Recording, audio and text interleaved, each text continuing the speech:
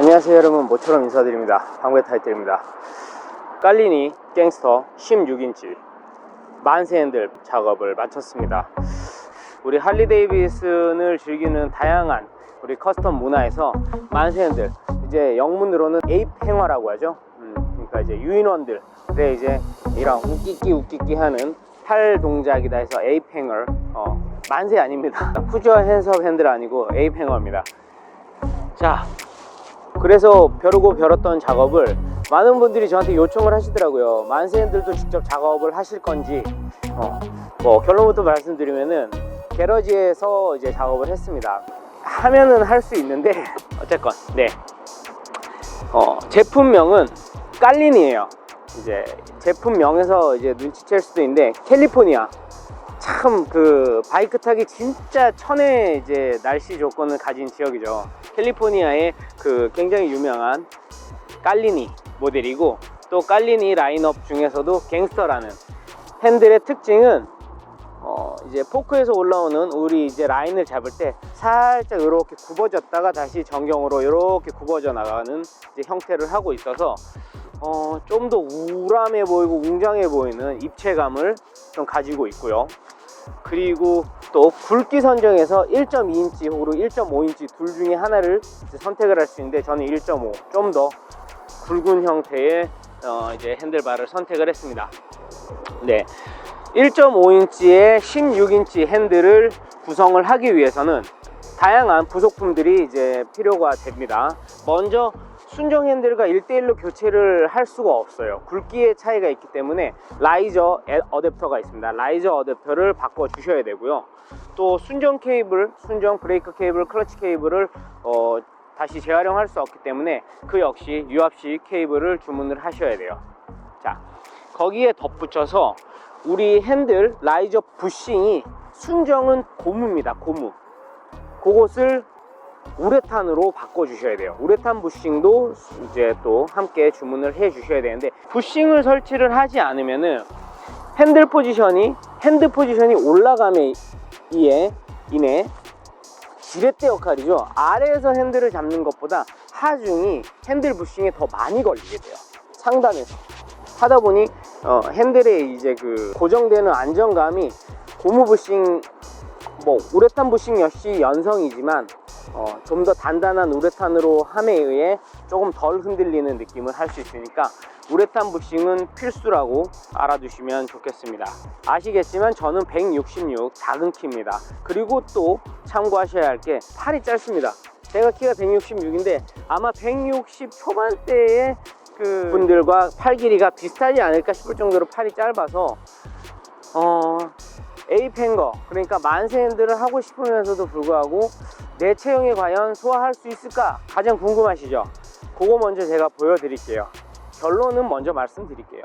충분히 하실 수 있습니다. 저 보시고 한번 판단을 하시면 됩니다. 자,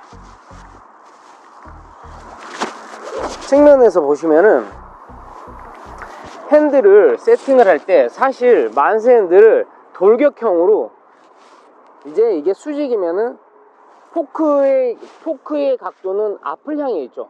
포크와 나란히 해주는 게 뭐 정석이다, 혹은 수직이 정석이다, 뭐 많은 설들이 있습니다.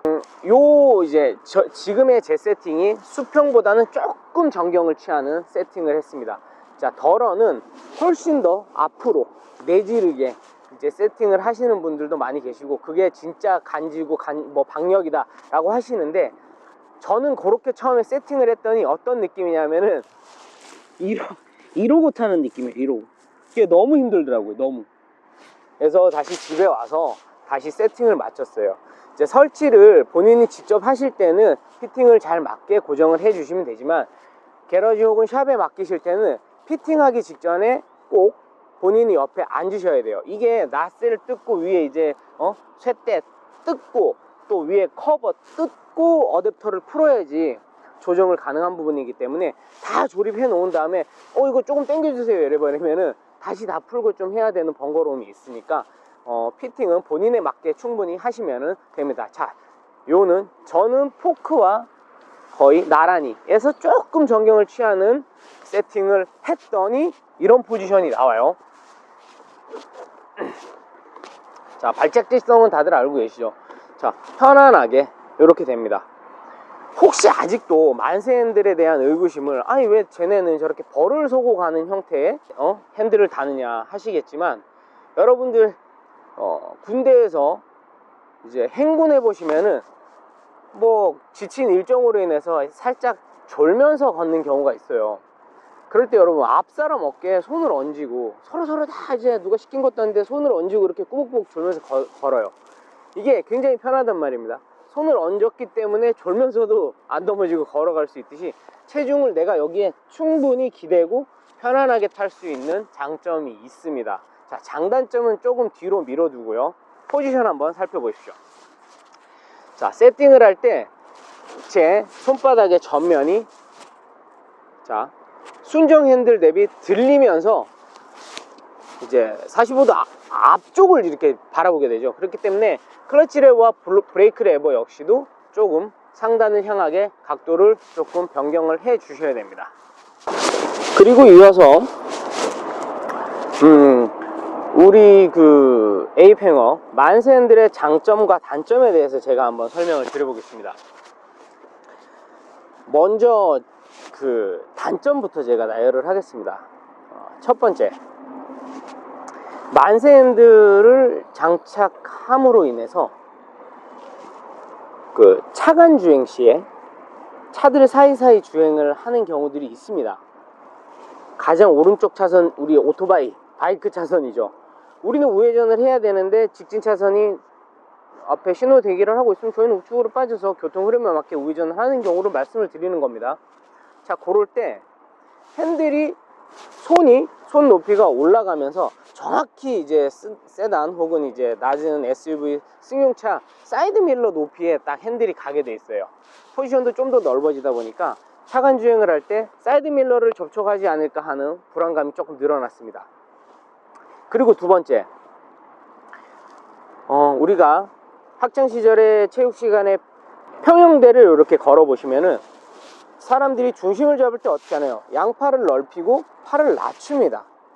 해야 좌우 밸런스, 그리고 이제 무게 중심을 아래로 깔게 잘 잡을 수 있죠. 마찬가지로 순정 핸들일 때 무게 중심이 좀 더 아래로 깔아앉기 때문에 조금 미세 운전, 중심을 잡아야 되는 아주 저속 운전에서 발을 땅에 내리지도 않고 아주 저속 운전 균형을 잡는데 용이합니다. 반면 만세 핸들을 장착을 하면은 무게중심이 살짝 위로 뜨다 보니까 아주 초저속 운전을 할 때 조금 더 불안불안한 느낌 때문에 발을 빨리 땅에 내려놓는 그런 약간 불안감이 존재합니다. 자, 두 번째. 그리고 세 번째, 요거는 좀 처음에 가장 초반에 치명적이다라고 느꼈던 단점인데, 이거는 연습과 트레이닝 이제 적응을 통해서 조금 이겨낼 수 있는 부분입니다. 바로 유턴을 할 때 핸들로 우리가 이제 유턴을 이렇게 돌리는 경우가 있어요. 그럴 때 바깥쪽 레디우스, 바깥쪽 팔이 너무 앞으로 끌려가는 느낌이 있어요. 약간 그래서 이렇게 막 서서 하는 느낌이 들더란 말이죠.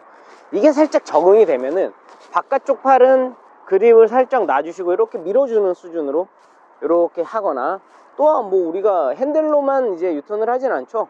기울기를 이용을 하시면은 충분히 유턴을 이제 성공을 하실 수 있고요. 뭐 오히려 기울기를 주는 데는 만세 핸들이 이제 무게중심이 위로 올라감에 의해서 뱅킹을 주는 데는 훨씬 더 유리하기 때문에 이 부분은 처음에는 유턴을 하실 때 이질감을 반드시 느끼실 거예요. 그런데 적응을 하시면은 이거는 분명히 이겨내실 수 있다. 자, 단점 첫 번째 뭐였죠? 차간 주행 때 차량 사이드 미러의 접촉이 조금 부담스럽다. 두 번째, 초저속 운전을 할 때 조금 무게중심이 떴기 때문에 발을 좀 빨리 땅에 내려놓게 되는 단점이 있다. 그리고 세 번째, 유턴을 할 때 바깥쪽 팔이 조금 더 멀게 느껴지는 부분이 있지만 이거는 연습을 통해서 이겨내실 수 있을 것 같다. 자, 그렇다면은 장점은 뭐 모든 것을 다 이제 감수할 수 있을 만한 어떤 이 건방진 포즈에서 나오는 이 간지, 이제 멋 이런 거겠죠. 자, 근데 기능적인 부분을 또 얘기를 하자면은 무게중심이 올라가면은 핸들이 훨씬 가볍게 느껴져요. 훨씬 이게 내 바이크가 맞나 싶을 정도로 핸들이 가볍게 느껴지는 장점이 있고, 또한 박력 있고, 또 하차감 포스가 또 장난이 아닙니다. 내렸을 때 내 바이크가 훨씬 좀 웅장해 보이고 우람해 보이는, 또 볼 탈 때마다 이거 뭐 사실 우리 남자들의 큰 장난감 아닙니까?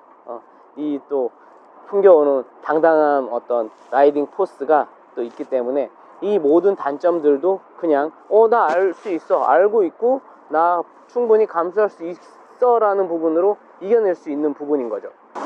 그리고 많은 분들이 16인치가 맞을까 18인치가 맞을까 혹은 14인치가 맞을까 고민들 많이 하십니다. 제가 딱 정해 드리겠습니다.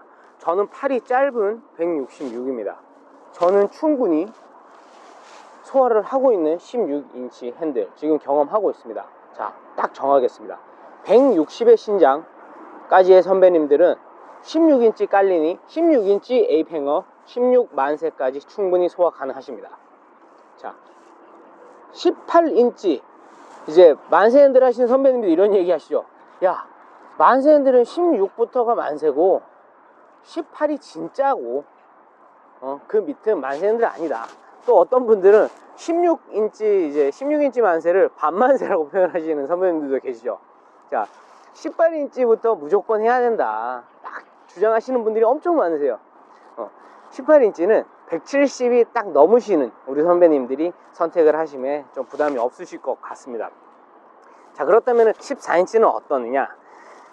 거기에 앞서서 우리 순정 핸들은 약 10인치 정도의 케이블이 허용 수치가 가지고 있는데 12인치 핸들을 장착을 하실 경우에는 핸들만 딱 일주일 교체를 하고 다 그냥 끝내실 수가 있어요. 비용이 핸들값만 딱 들어요. 핸들값만 57만원. 그 외주 훨씬 이제 비용이 절반 이상 이제 세이브가 되는 부분입니다. 12인치까지는 핸들만 교체를 하실 수 있기 때문에 12인치는 많이들 선호를 하시는데, 자, 14인치는 16, 18과 똑같이 모든 금액이 들어가요.